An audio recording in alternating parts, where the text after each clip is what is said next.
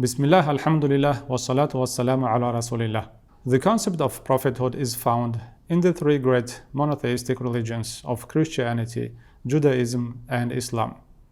In Islam, however, it has a special status and significance. According to Islam, Allah subhanahu wa ta'ala created man to worship Him and to lead a virtuous life based on His teachings and guidance. But how can man know and fulfill his role and the purpose of existence if he doesn't receive clear and practical instructions of what Allah wants him to do? The existence of prophethood, by which Allah subhanahu wa ta'ala sent a prophet to every nation to reveal his message in terms that the people could understand, has answered this question most effectively. One might ask, how were the prophets chosen and which individuals were so honored? Prophethood is Allah's blessings and a favor that is bestowed on an individual chosen by Him to convey His message. From studying the lives of the prophets that have appeared, we notice several characteristics. First, he is the best person in his community as regards morality and intellectual ability. This is necessary, for a prophet's life serves as a model for his followers. His personality should not drive people away from his message, but rather inspire them to accept it and to transform their own lives. After receiving the message, he is infallible on all matters dealing with the revelation, although he might commit some small mistakes, but not in any matter that concerns the revelation. He cannot commit a sin. Second, he is supported by miracles, which derive from the power and permission of Allah and not of the Prophet himself, to prove that he is not an impostor. Such miracles are direct challenges to the powers that be, for they do not follow the rules laid down by the experts in the affected field or activity. By way of illustration, let us review some of the miracles recorded in the Old Testament, the New Testament, and the Quran. Moses' Egyptian contemporaries excelled in magic. Thus, his major miracle was to defeat the best magicians that the society could offer. Jesus' contemporaries were skilled physicians, and so he raised the dead and cured those suffering from incurable diseases. Muhammad's contemporaries were known for their eloquence and magnificent poetry. Therefore, Muhammad's major miracle was the Quran, which no poet could imitate or surpass, despite their repeated and vigorous efforts to do so. All previous miracles were limited to a specific people living at a specific time. This is not the case with the Quran, however, for this miracle is universal and everlasting. Although previous generations actually witnessed it, all future generations will continue to witness its miraculous nature in terms of its style, content, and spiritual impact and message. This ability of the Quran to rise above the limits imposed by time and space on all other miracles proves its divine origin. Every prophet states clearly that what he receives comes from Allah subhanahu wa ta'ala, and that it is for the well-being of humanity. He confirms what was revealed previously and what may be revealed by a future prophet, for his task is to convey the message entrusted to him by Allah subhanahu wa ta'ala. Thus, the revealed message is always the same in essence and purpose. It cannot deviate from prior or future revelations. Prophets are necessary for conveying God's instructions and guidance to mankind. Without this knowledge, we would be unable to answer the fundamental questions of our existence. Why were we created? What happens after death? Is there an afterlife?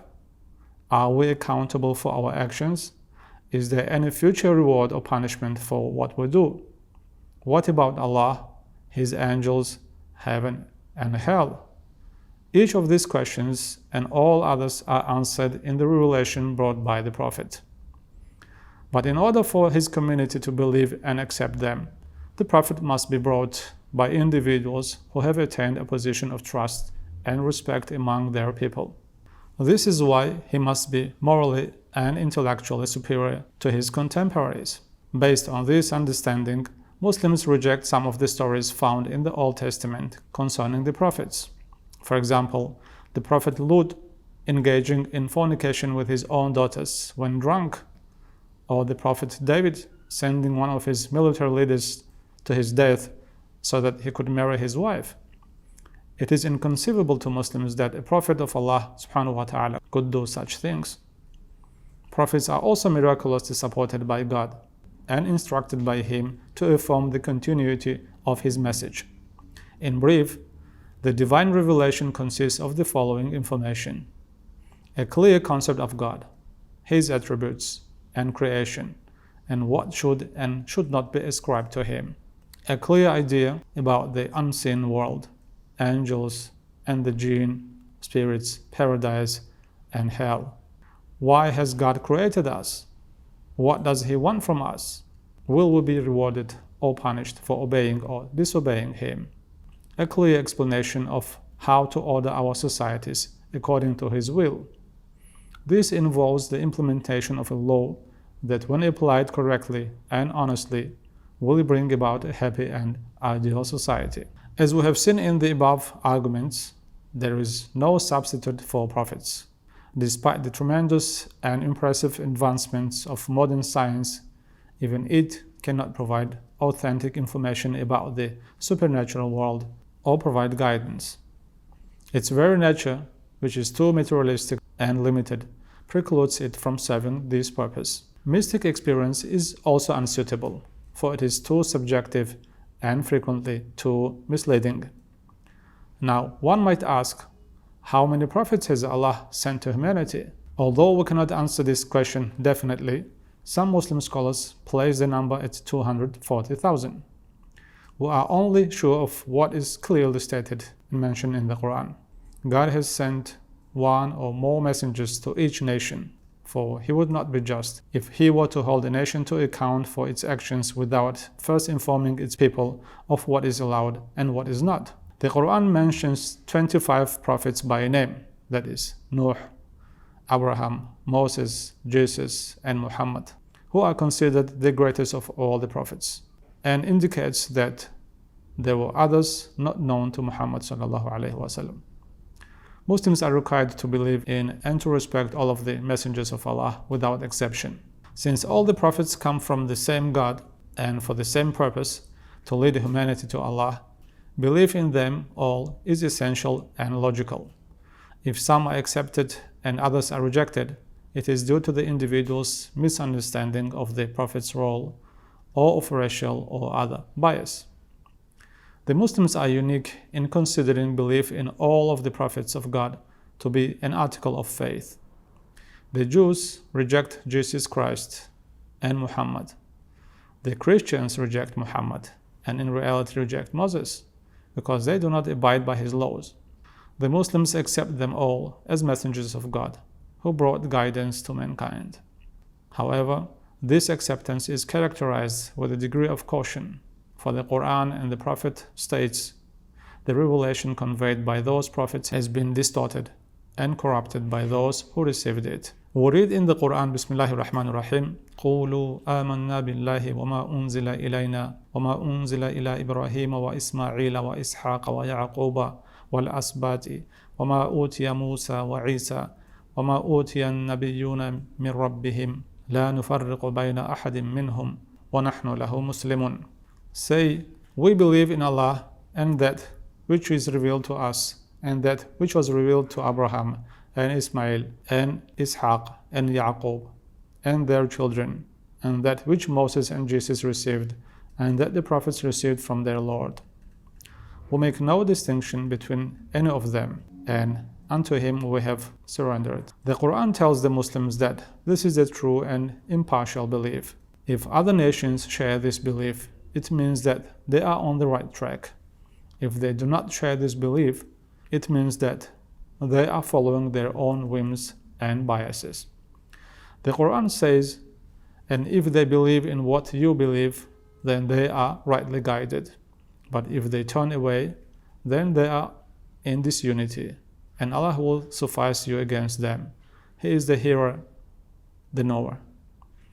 This is God's religion, and who is better than God in religion?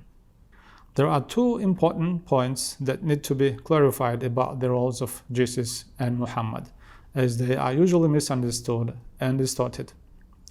In the case of Jesus, the Quran rejects completely the Christian assertion of his divinity and his status of the Son of God. It also states that the unusual circumstances of his birth without a father does not make him a son of God. For if this logic were followed to its logical conclusion, Adam, who had no father and no mother, would be greater than Jesus. For Bismillahir Rahmanir Rahim, Inna mathala Isa inda Allahi kamathali Adam, khalaqahu min turabin, thumma qala lahu kun fayakun.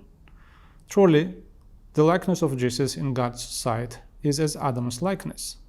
He created him of dust, then said unto him, Be, and he was. Like other prophets, Jesus performed miracles. He raised the dead and cured the blind and the lepers. He also made it perfectly clear that these miracles were done by God, not by him. But his message was distorted, because it was not recorded in his presence and under his direction, but only about 100 years after his death. According to the Quran, Jesus was sent to the children of Israel to confirm the Torah of Moses and to bring glad tidings of a final messenger who would come after him. Bismillahir Rahmanir Rahim. وَإِذْ قَالَ عِيسَى بْنُ مَرْيَمَ يَا بَنِي إِسْرَائِيلَ إِنِّي رَسُولُ اللَّهِ إِلَيْكُمْ مُصَدِّقًا لِمَا بَيْنَ يَدَيَّ مِنَ التَّوْرَاةِ وَمُبَشِّرًا بِرَسُولٍ يَأْتِي مِنْ بَعْدِي اسْمُهُ أَحْمَدُ. And when Jesus, son of Mary, said, O children of Israel, I am indeed the messenger to you, confirming the Torah that is before me, and giving good tidings of a messenger who shall come after me, whose name shall be the Praised One. The word the Praised One in Arabic is Ahmad, which is also a name of the Prophet Muhammad sallallahu alaihi wasallam. However, the majority of the Jews rejected his ministry and plotted against his life. The Quranic account of his death differs from the one found in the New Testament. He was not killed or crucified, but rather was raised to heaven by God. It is also implied that Jesus will return one day, and that all of the Christians and Jews will believe in him before he dies. This is also supported by authentic sayings of the Prophet Muhammad sallallahu alaihi wasallam. Muhammad, the last prophet of God, was born in Mecca in the 6th century CE. Until the age of 40, he was known as a man of excellent character and cultured manners. These characteristics earned him the nickname of Al-Amin, the trustworthy one. Once he was entrusted with this task, however, he began calling his idol-worshipping people to Islam. The revelation was recorded during his lifetime in writing and in the memory of his followers. The care taken to preserve each revelation as it was transmitted by the Prophet ﷺ ensured that it would reach future generations in an uncorrupted form. As Allah subhanahu wa ta'ala has stated that the Quran would be preserved accurately, it is the source of divine guidance for all time, and the Prophet Muhammad ﷺ is his final prophet.